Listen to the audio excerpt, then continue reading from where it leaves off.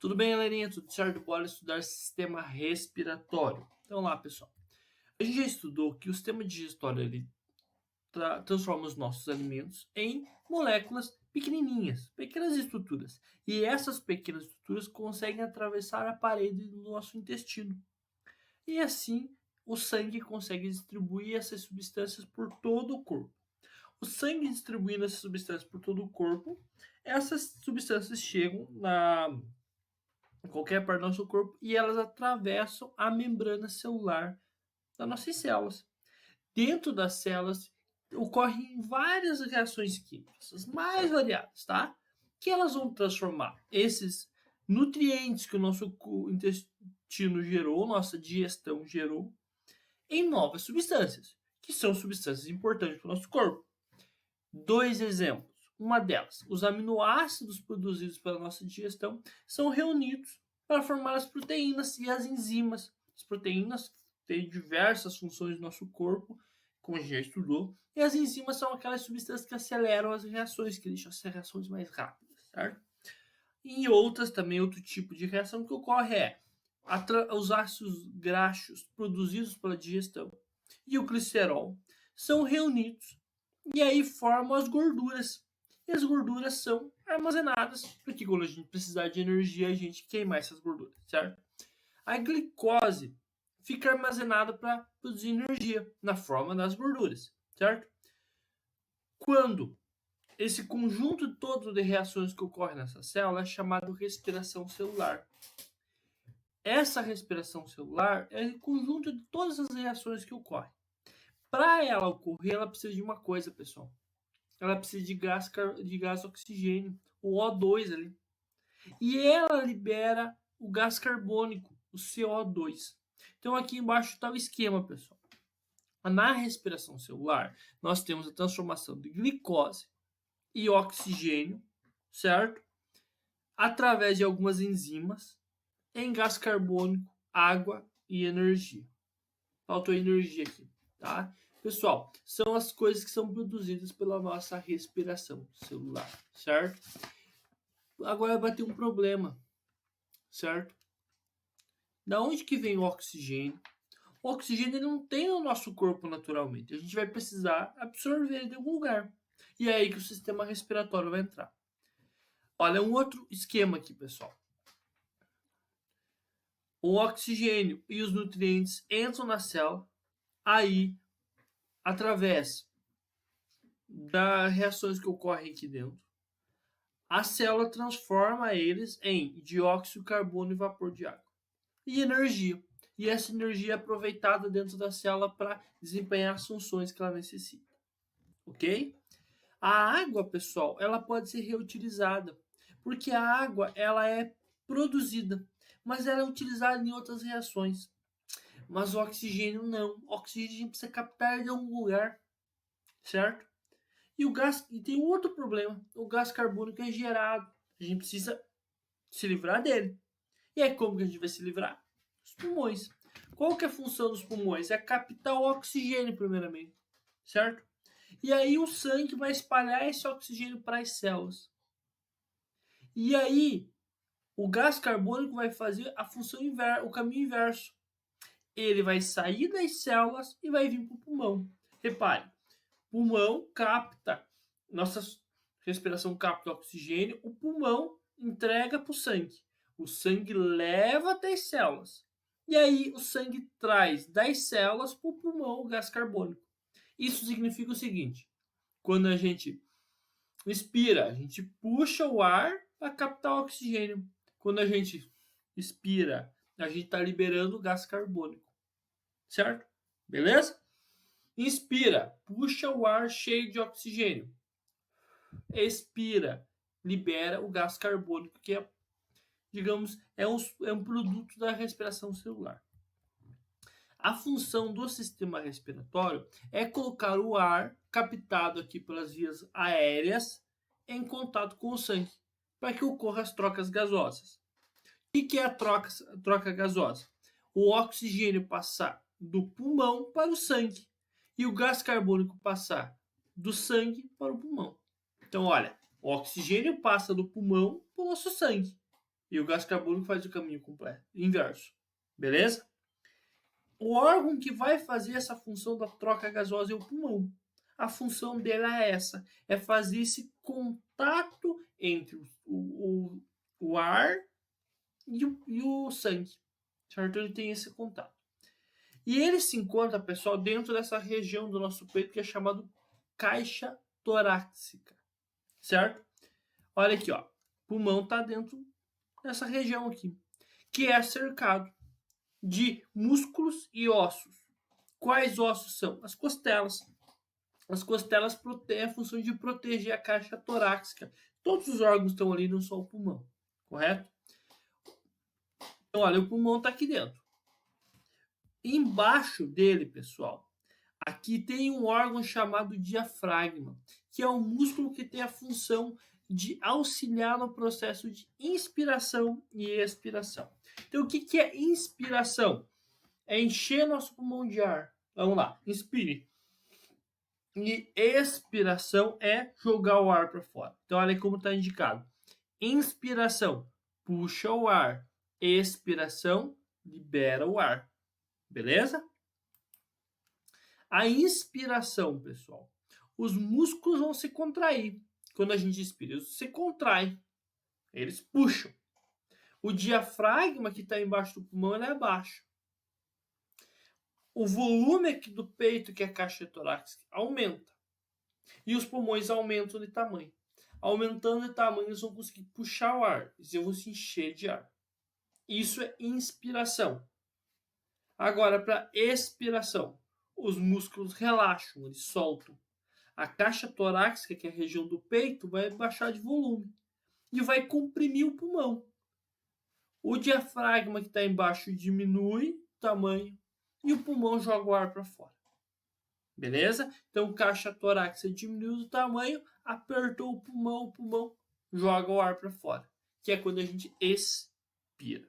Beleza? Pessoal, essa é a função da inspiração e expiração. As duas coisas são necessárias, tá? Se a gente parar esse movimento, a gente morre. Porque não vai faltar gás oxigênio para o nosso corpo. Aí a gente morre. As vias respiratórias fazem a captação do ar externo até o pulmão, para ser transferido do pulmão. Elas têm essa série de órgãos de estudar. Cavidade, aqui está o nariz. Cavidade nasal, essa região aqui. Aqui, ó, lábios, a mandíbula, que tem os nossos dentes. A língua está presente aqui. Cavidade oral, aqui. Aqui a nasal, aqui a oral, por onde é a boca. Faringe, que a gente vai estudar. Epiglota, a gente vai estudar. E esôfago, aqui embaixo. A gente já estudou esôfago, né? Então, olha, esses são os principais órgãos do sistema das vias respiratórias. Existem mais, mas esses são os principais. O nariz é a porta de entrada do ar, é por onde o ar deve entrar. A parte superior é óssea, lá atrás. E a inferior, que é mais à frente, é cartilaginosa. Pode ver que o nariz ele é mole, porque é cartilagem. Se fosse osso, seria rígido. A cartilagem é um tecido um pouco mais gelatinoso, não gelatinoso, mas menos rígido, tá? A cartilagem vai separar as duas cavidades nasais aqui, ó, separando em duas cavidades nasais. Tá? Essa parte toda é feita de cartilagem. Os pelos que tem dentro deles têm uma função extremamente importante. Eles que retêm a poeira e as partículas, para evitar que esse ar sujo penetre dentro do nosso corpo. Aí pode estar até bichinhos, aí a gente está colocando, não só a poeira, tá? Mas a função dele é de filtro. É um filtro muito importante para o nosso corpo, tá? Além disso, aqui na parte interna, tem um muco presente nas cavidades. E eles servem para quê? Manter o ar úmido. Essa é a função do muco. Quando a gente tem um problema de gripe e tal, a gente produz muito muco, tá? É esse muco que a gente espere. Esse muco tem a função de também filtrar o ar e deixar o ar úmido para ele chegar perfeito nos nossos pulmões. As cavidades nasais aquecem o ar através de vasos sanguíneos. Então essas cavidades nasais aqui são cheias de vasos sanguíneos, pessoal. Um monte deles.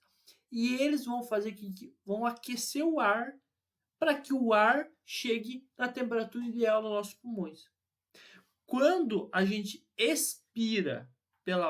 quando a gente aspira o ar pela boca, esse ar não vai chegar aquecido e não vai chegar filtrado dos pulmões. Então ele não vai chegar tão bem. A gente pode perceber isso, pessoal, se a gente expirar o ar pelo nariz e expirar o ar pela boca, o ar da boca sai mais frio. Por quê? Porque os vasos sanguíneos não aquecem ele. Então, toda vez que a gente expira ou inspira pelo nariz, a gente aquece mais o ar, tá bom? O ar é bom que ele chegue na temperatura ideal no nosso pulmão, que ele vai facilitar a respiração. O nariz, pessoal, é capaz de reconhecer cerca de 4.000 odores diferentes. Ou seja, 4.000 odores diferentes. E como que ele consegue isso? Através de uma série de células localizadas na parte superior aqui do nariz, que eles conseguem captar o odor. E assim, pessoal, o gosto de alimento é dado por uma mistura do odor do sabor. Então ele funciona tecnicamente junto com a língua, em alguns casos.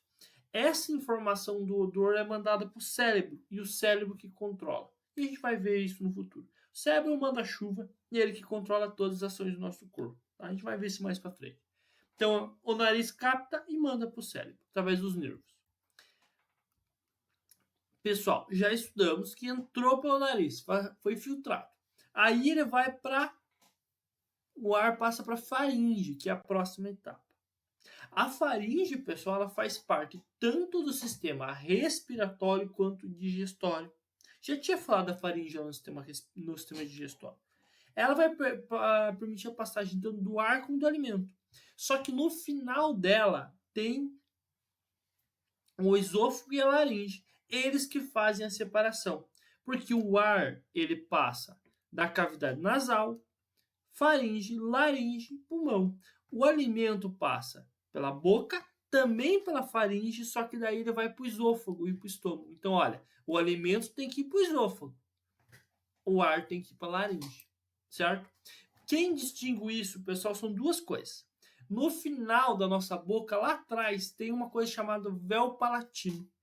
Ele se fecha quando a gente engole o alimento.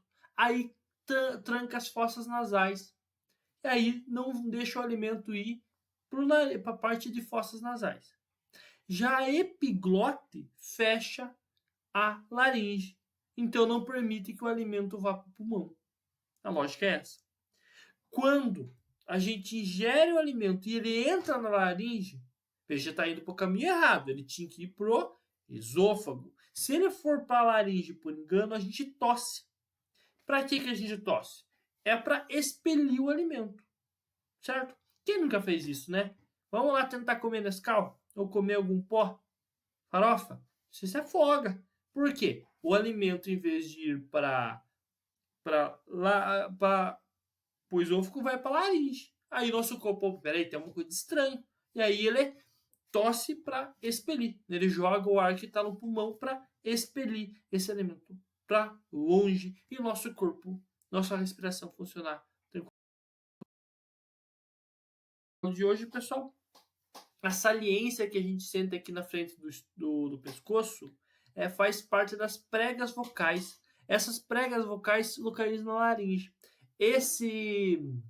Essa saliência é maior nos homens do que nas mulheres, certo? É uma maneira de diferenciar de longe. Ó. O homem tem uma saliência maior e as mulheres menor. A laringe, pessoal, é o órgão da fonação também. E essas pregas vocais, tá? Elas que dão a emissão do som. Que estão aqui embaixo, pessoal. Olha aqui, ó, a epiglote. Quando o alimento fecha, vai passar, ela fecha. Essa membrana aqui, ó, ela fecha. E esses aqui, pessoal, são as pregas vocais. A passagem do ar por essas pregas vocais que fazem a emissão do som. É a maneira com que o ar passa ali nas pregas vocais que gera esse som que a gente escuta, que cada pessoa tem diferente. Beleza, pessoal? Então, olha, isso aqui de forma bem resumida para vocês. E aí, qualquer dúvida, entre em contato. Até a próxima aula, galerinha.